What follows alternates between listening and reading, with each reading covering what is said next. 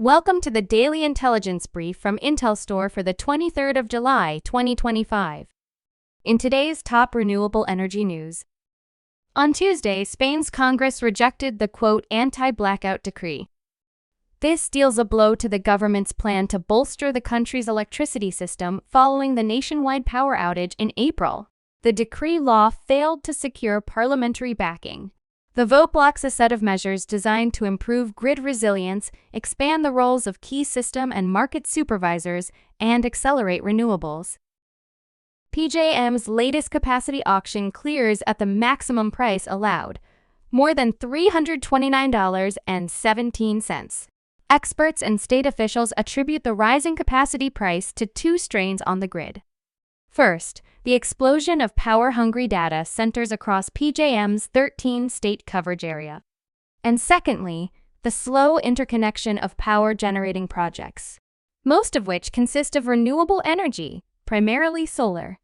The interconnection queue has also been closed since 2022, preventing new projects from joining the line to supply energy into the grid.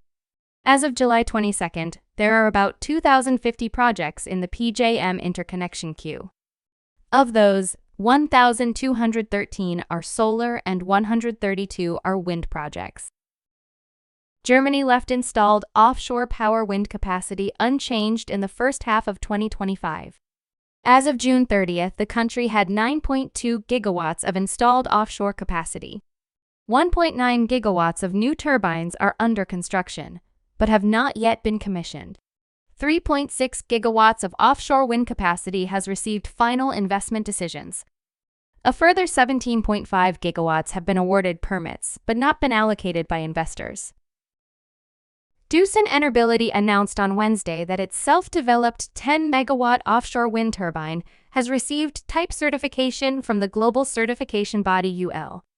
This marks the first time a Korean company has obtained international certification for a 10-megawatt class offshore wind model. The DC-205-10 features a rotor diameter of 205 meters and a total height of 230 meters. That is equivalent to an 80-story building. It is designed to achieve a capacity factor of over 30%, even in low wind environments with wind speeds of just 6.5 meters per second. On Wednesday, the U.S. Department of Energy canceled a $4.9 billion government loan for Grain Belt Express transmission project.